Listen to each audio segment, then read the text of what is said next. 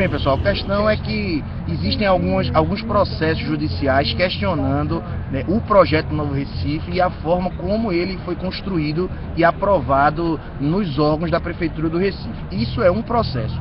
O que aconteceu? A decisão de hoje foi motivada por um processo de reintegração de posse que o consórcio Novo Recife entrou contra a ocupação, contra o acampamento que está aqui.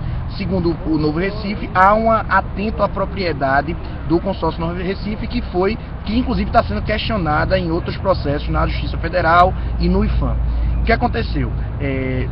O processo estava na 19ª Vara Civil aqui da capital do Recife, né? O juiz não tinha dado decisão e mandou que o oficial de justiça viesse aqui para averiguar, ver o que é que se tratava a ocupação, se a ocupação se tratava de qualquer tipo de esbulho, de retirada da propriedade, né? O oficial de justiça esteve aqui, averigou a situação, passou essas informações para o juiz da 19ª Vara Civil, e o juiz da 19ª Vara Civil, como manda o Código de Processo Civil, abriu vistas para o Ministério Público. O que é isso? Pediu um parecer para que o doutor Ricardo Coelho, promotor do meio ambiente, responsável por essa tutela específica, pudesse dar um parecer acerca dessa reintegração de posse, desse pedido que foi feito pelo Novo Recife. Então, o Ministério Público tinha um prazo aí de 10 dias para poder emitir um parecer se deveria ter uma reintegração de posse, se não haveria uma reintegração de posse. Acontece que esse despacho, né, um despacho, como a gente fala no jurídico, foi feito pelo juiz. Isso se chama um mero despacho de expediente, ou seja, é algo rotineiro, é algo rotineiro do cotidiano da vara judicial. Ou seja, foi enviado, os autos do processo foram enviados do fórum para o Ministério Público. O papel foi enviado do fórum para o Ministério Público. O que é que o consórcio Novo Recife fez? A revelia de qualquer fundamentação jurídica entrou com um agravo de instrumento, ou seja, um recurso, né, entrou com um recurso contra esse despacho de expedientes, contra esse despacho que o juiz deu, mandando os autos, mandando o processo para o Ministério Público. O que acontece? Não se pode recorrer, não se pode entrar com agravo de instrumento em cima de um mero despacho de expediente. Recurso, agravo, você só entra quando há uma decisão. Por exemplo, se o juiz tivesse negado a reintegração de posse, ou se o juiz tivesse determinado a reintegração de posse. Aí sim seria possível um recurso para o tribunal. Acontece que o Novo Recife, os advogados do Novo Recife entraram com agravo de maneira errônea, entraram com agravo em cima desse despacho do juiz, e o desembargador Márcio Aguiar, desembargador substituto do Tribunal de Justiça, acolheu esse agravo e deferiu o pedido de reintegração de posse, o que se mostra uma aberração por dois fatos. O primeiro é que foi uma supressão de instância. O que é isso, supressão de instância? É que não havia decisão no primeiro grau. O juiz de primeiro grau não tinha dado nenhuma decisão. O juiz de primeiro grau não tinha se pronunciado sobre o mérito, sobre a formalidade dessa ocupação. Então, na justiça existe uma hierarquia. Primeiro tem a decisão do primeiro grau, para depois ir para o segundo grau. Acontece que, sem ter essa decisão do primeiro grau, o desembargador Márcio Aguiar deferiu o pedido de reintegração de posse, que foi pleiteado no agravo de instrumento. Isso é uma aberração jurídica, isso com certeza os nossos advogados agora estão reunidos, é o corpo de advogados que tem ajudado nesse processo, estão reunidos,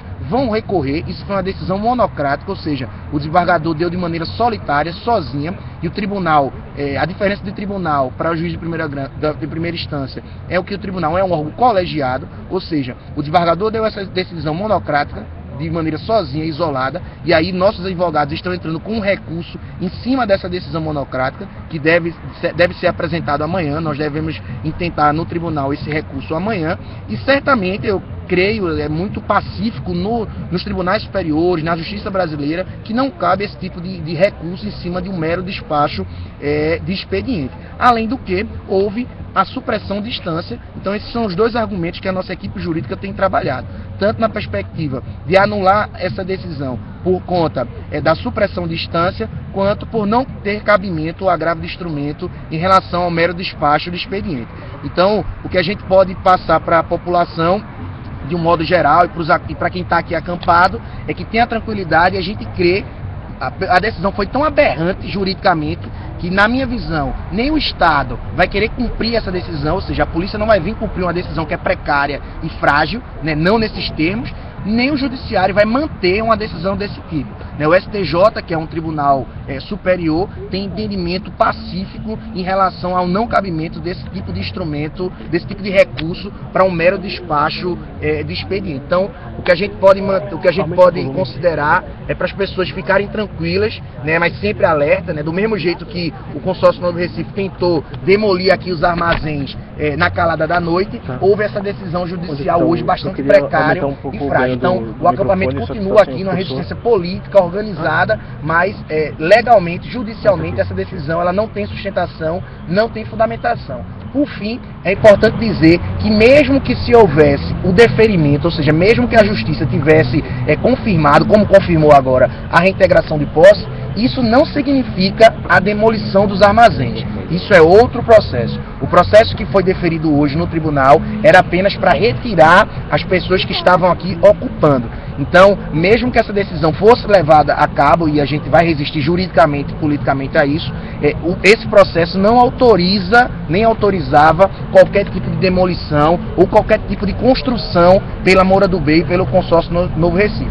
Então, tenham calma, a informação jurídica é essa, não há possibilidade alguma nesse momento, mesmo com essa decisão valendo, de destruição dos armazéns ou de construção de qualquer tipo de projeto em relação aqui. Esse processo de destruição, essa autorização de demolição, continua sob júdice na Justiça Federal. Então, são essas as explicações, a gente fica aí à disposição para estar falando um pouco mais. As pessoas que tiverem dúvida podem me colocar aí, que a gente está aqui a noite toda. Temos aqui advogados de plantão, eu, Natália e outros advogados, assim como tem outros advogados também no CPDH, preparando esse recurso que a gente deve entrar logo cedo, amanhã pela manhã. Então, vamos continuar aí compartilhando essas informações para que as pessoas se mantenham informadas a respeito dessa situação. Não vai haver demolição, nem vai haver construção do projeto Novo Recife nesse momento. Não há possibilidade disso. E a gente crê que o Judiciário vai rever essa posição amanhã mesmo, ou no mais tardar, no final de semana, numa decisão do plantão judiciário. Correto. Pedro, você se importaria de dar uma opinião sobre isso, assim? Porque é patente em todo o processo do Novo Recife essa ilegalidade, né? Essa ilegalidade, assim, vinda de todas as instâncias. O Novo Recife é formado por um conjunto de empreiteiras e construtoras que têm um poderio e um lobby político e econômico muito forte. Mas o que acontece? Para o governo do Estado, aí é uma posição pessoal, para o governo do Estado cumprir essa reintegração de posse, o que é que o governo do Estado precisaria?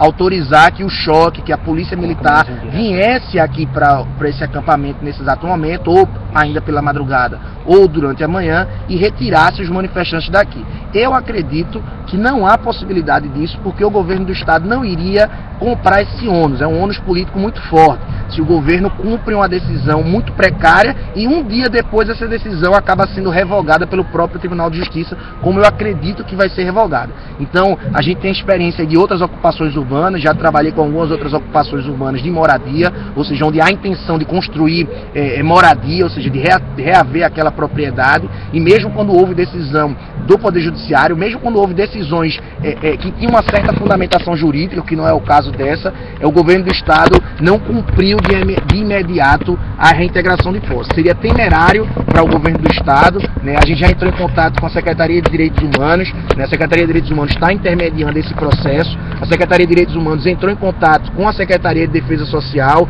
que é o comandante maior da Polícia Militar e da Polícia Civil, e esse comandante, o secretário Alessandro, ele colocou de maneira muito clara para o secretário de Direitos Humanos que não vai ter reintegração de posse, que não vai disponibilizar a força policial para fazer essa reintegração enquanto não houver um entendimento por parte do governo do Estado em relação a essa situação. Então, em linhas gerais, acredito que seria uma queimação muito forte para o governo Eduardo Campos e João Lira, qualquer tipo de medida de retirada dos manifestantes, dos ocupantes que estão aqui.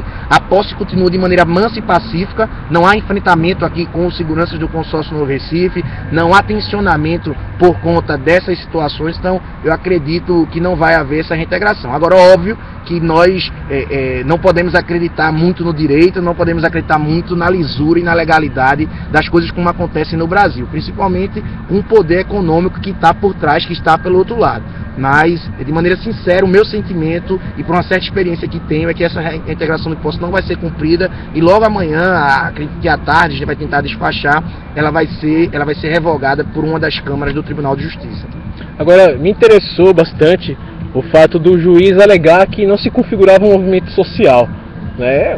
É uma interpretação muito pobre para um desembargador fazer dessa forma, para um ato tão sério. Né? Isso é uma aberração.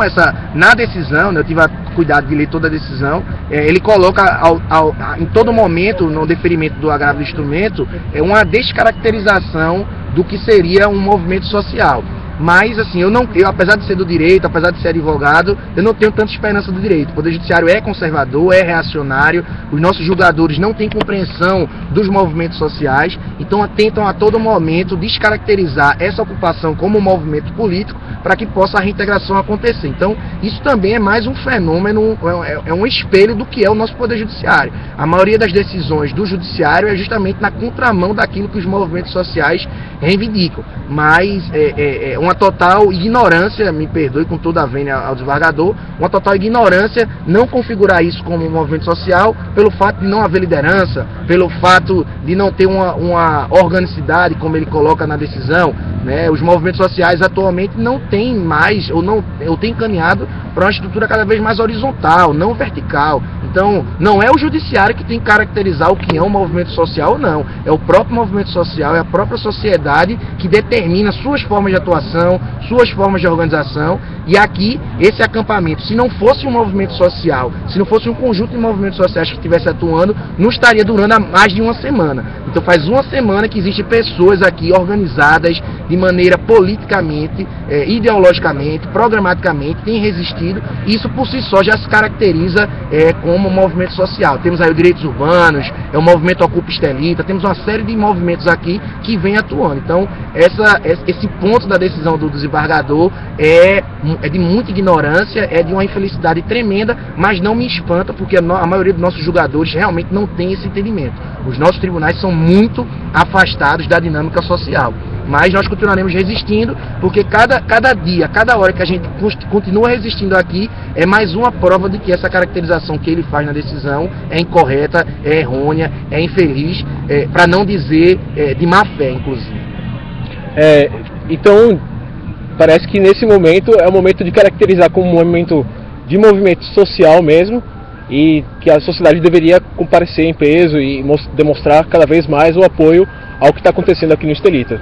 Com certeza, né? O advento das redes sociais nos permite caracterizar movimentos sociais, movimentos populares, não só na sua estrutura orgânica, mas na complexidade dos seus sujeitos. Então, isso aqui, o que está acontecendo é um fato inédito no Recife, essa ocupação, esse acampamento por essa quantidade de tempo, e o apoio popular nas redes sociais de outras pessoas de outros estados não tem como o juiz, inclusive não é competência do juiz configurar isso como movimento social ou não. Somos nós, os movimentos sociais, as pessoas que estão inseridas, que determinam. Mas reitero, isso é apenas um pontuamento que a gente tem feito em cima da decisão do juiz. Mas caracterizar ou não como movimento social também não seria argumento jurídico para ele dar qualquer tipo de decisão de reintegração de posse. Poderia estar aqui várias pessoas aleatórias, sem nenhum objetivo comum, né? E o juiz, mesmo assim, não poderia ter dado essa decisão em cima daquelas ilegalidades que eu arguí inicialmente no começo da nossa conversa aqui, do nosso bate-papo.